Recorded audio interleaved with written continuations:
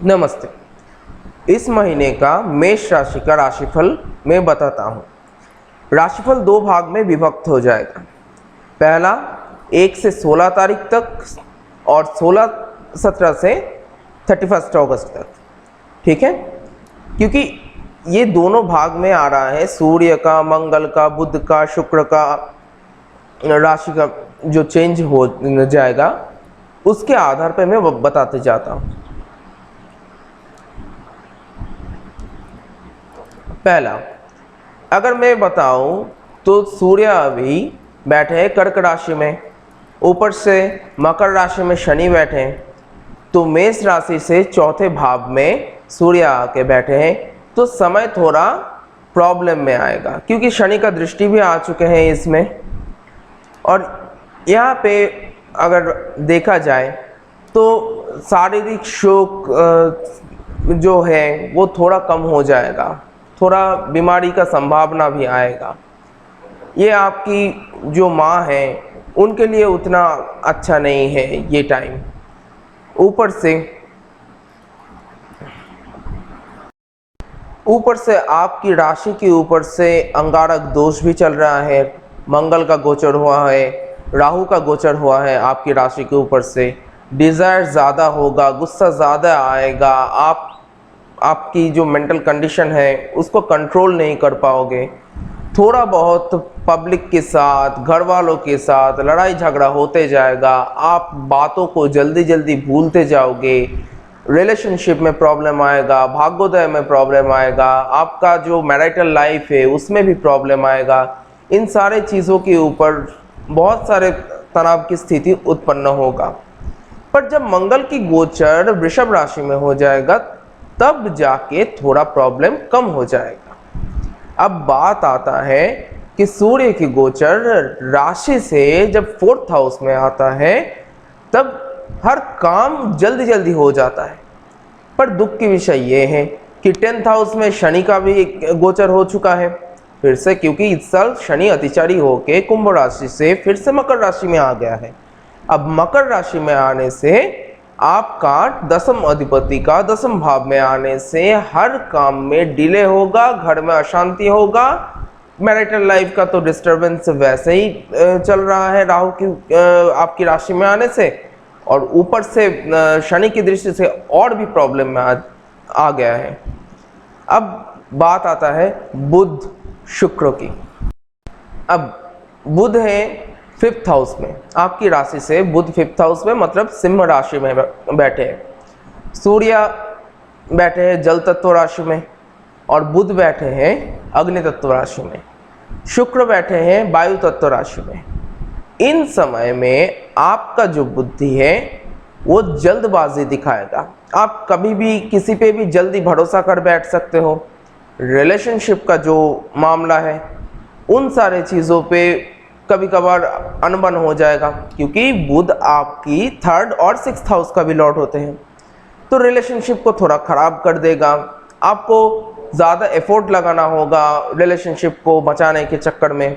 आप वहाँ से ज़्यादा फोकस कीजिए कर्म पे, क्योंकि 10th हाउस पे शनि आके बैठे हैं। आप अगर ज़्यादा सेंटिमेंटल होके वहाँ पे दिक्कत खुद से पैदा कर दोगे कि उनके लिए आप कर्म को डिले कर रहे हो, तब जाके शनि आपको ज़रूर पछतावा देगा। तो आप इससे अच्छा है कि आप अपने कर्म पे ध्यान लगाओ, शनि आपका प्रॉब्लम नहीं करेगा। बुध वैसे ही एक सौम्य नेचर का प्लेनेट है, उसके ऊपर कोई पाप ग्रहों की दृष्टि भी नहीं है, तो आराम से सब कुछ ठीक हो जाएगा। पाप ग्रहों की दृष्टि है, राहु का दृष्टि है, जब तक वो मंगल है वहाँ पे तब तक ही है, उसके बाद नहीं रहेगा।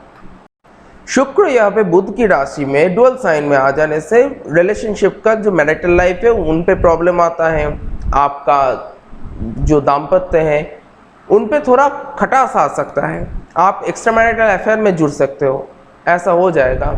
2nd हाउस का और 7th हाउस का भी लॉर्ड होता है ना शुक्र, तो 2nd हाउस का लॉर्ड 3rd हाउस में आने से आप अपना जो सेविंग्स है उस पर थोड़ा ध्यान लगाया कीजिए।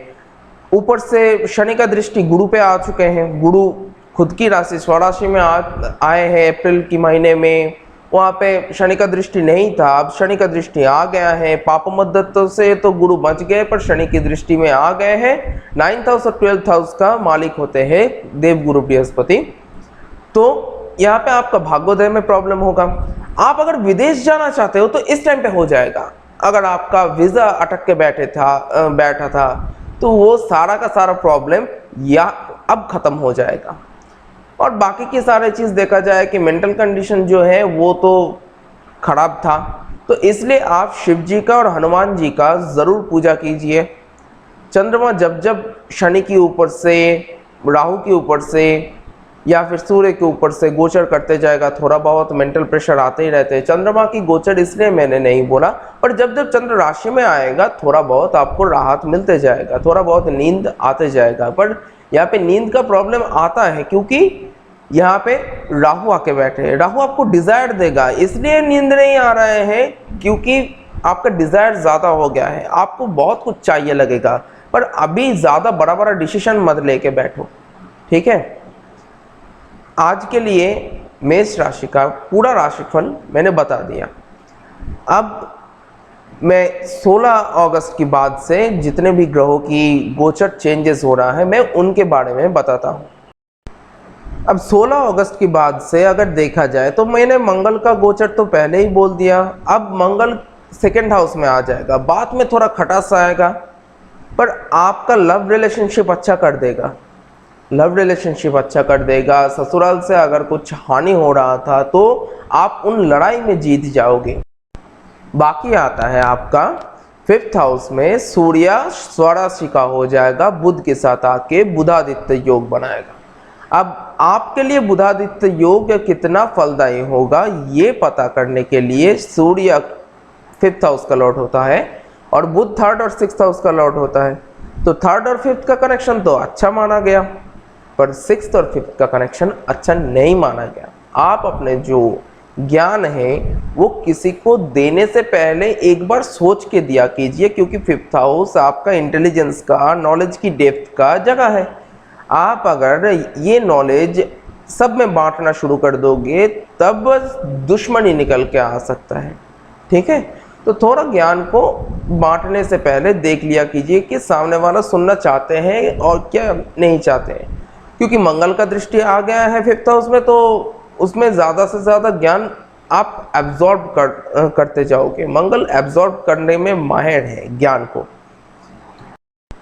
अब एक शुक्र की बारी। शुक्र 4th हाउस में आएगा जो कि कर्क राशि में आता है।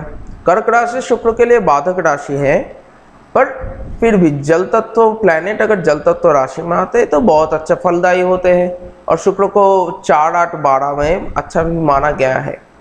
पर यहाँ पे शुक्र पापक ग्रहों से दृष्ट हो रहा है, शनि से दृष्ट हो रहा है, तो फिर से मैरिटल लाइफ को खराब कर दिया। पर हाँ, यहाँ पे आपको लव लाइफ को बहुत अच्छा कर देगा सूर्य। हाँ, हो सके कि ईगो का थोड़ा प्रॉब्लम्स आ जाए, इश्यूज आ जाए, पर 5th हाउस का लॉर्ड सूर्य होता है। आप सूर्य देव का आराधना कीजिए, सूर्य देव को अर्घ दीजिए। ओम सूर्याय नमः, ओम रवाय नमः, ओम हिरण्यगर्भाय नमः, ओम आदित्याय नमः, ये जाप किया कीजिए। पूर्व दिशा में आप कॉपर का ज़्यादा यूज़ कीजिए, कॉपर का ब्रेसलेट, नेकलेस, कॉपर की ग्लास में पानी पिया कीजिए, कॉपर का रिंग पहनिए। आप अगर रूबी पहन सकते हो तो पहन लीजिए, रेड कोडल पहन लीजिए। पर हाँ, ये सब राशिफल के आधार में रतन मत पहनाया कीजिए। आप कॉपर का इस्तेमाल ज़्यादा कर सकते हो, आपका राशि मेष राशि है इसलिए भी। अभी अगर बताया जाए कि 7th हाउस में केतु है तो आपका डाइवोर्स हो सकता है, तो मैं बताऊंगा कि यहाँ पे डाइवोर्स का मामला इतने जल्दी में डिस्कस नहीं कर रहा हूँ। तो आप इन सारी चीज़ों के ऊपर ज़्यादा ध्यान लगाया कीजिए, अपने सेहत का ध्यान लगाया कीजिए और अच्छे से रहिए। Thanks for listening.